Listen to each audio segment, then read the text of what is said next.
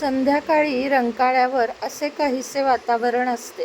खूप जास्त फ्रेश वाटतं, कारण आता उकाड्यामध्ये आपल्याला बाहेर जावंसं वाटतं आणि बाहेर म्हटलं की गर्दीमध्ये, ट्रॅफिकमध्ये खरंच नको वाटतं. म्हणून शांत ठिकाणी असं रंकाळ्यावर आलं की बरं वाटतं. गर्दी होती बऱ्यापैकी, पण छान वेळ गेला. त्यानंतर घरी आल्यावर न चुकता आपला स्वयंपाक तर असतोच. पोळ्या म्हणजे चपात्या बनवून घेतल्या. त्यानंतर भाजी बनवून घेतली. भाजी म्हणजे भरीतच केलेलं होतं आणि आलूदम तुम्हाला त्या दिवशी दाखवला ना, तो देखील केलेला होता.